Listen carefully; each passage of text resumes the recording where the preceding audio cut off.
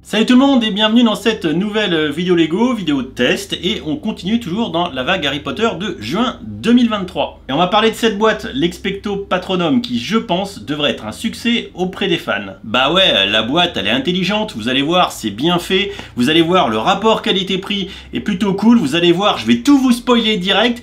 Bref, je vous en dis pas plus, on découvre le bousin, le bordel de plus près tout de suite, c'est parti.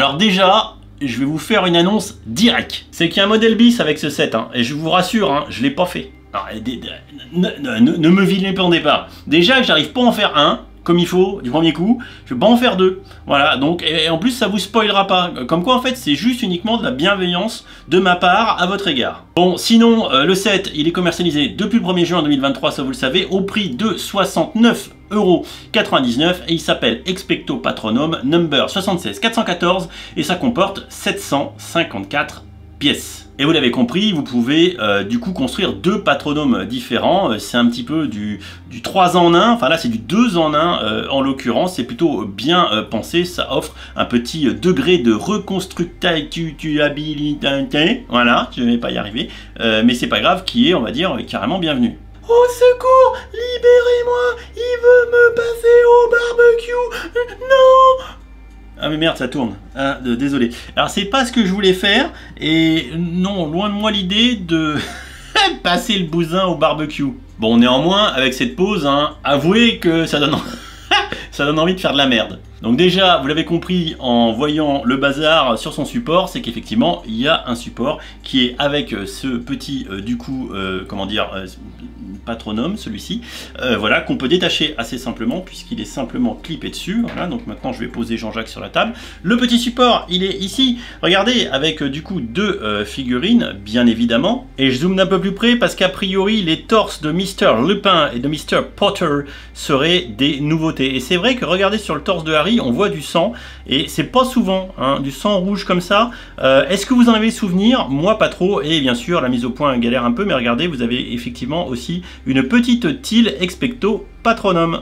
Et je vérifie, oui c'est bien tampographié, c'est pas un sticker ce que j'aurais posé avec brio. Voilà, je vous remontre l'Expecto Patronum qui est un peu brillant au passage, et les figurines qui sont également de toute beauté. Le support a pas à rougir non plus, ça fait appel à des techniques de construction qui sont plutôt sympas.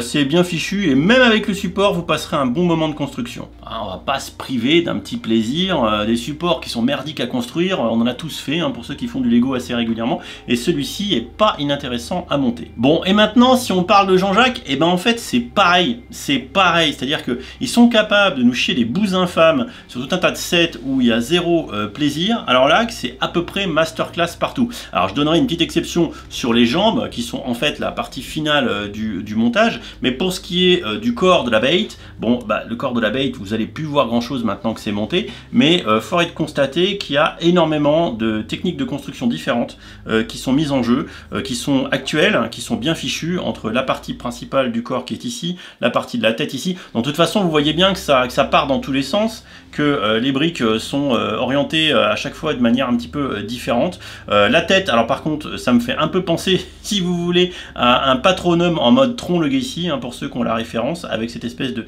pièce en plastique transparente. Vas-y, fais la mise en point Jean-Jacques, voilà. Et honnêtement le rendu est quand même très sympa, modulo le fait que ça fait un petit peu patronum du futur, voilà, c'est un petit peu l'impression que ça m'en donne, mais je trouve néanmoins que c'est quand même franchement super stylé. Je veux dire, même si vous regardez en dessous, tout est prévu au poil de cul près pour que ça puisse se monter pile poil sur le support.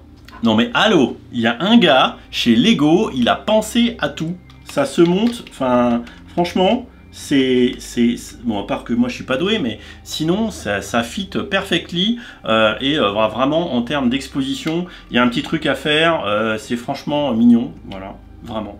C'est vraiment mignon, c'est vraiment bien fait, il n'y a pas grand chose à dire en fait, c'est plutôt une masterclass. Bon, il a un peu des gros jambonneaux, c'est le seul truc que je pourrais éventuellement reprocher, voilà, mais mis à part ça, j'ai envie de vous dire que c'est une petite masterclass pour le fan de Harry Potter que je suis, et je pense que vous êtes assez nombreux dans ce cas-là, et que vous êtes assez nombreux à le mettre dans ou sur vos étagères. Sans compter que je vous ai même pas encore parlé du rapport qualité-prix. Parce que Dobby déjà, ils avaient fait un truc vraiment bien.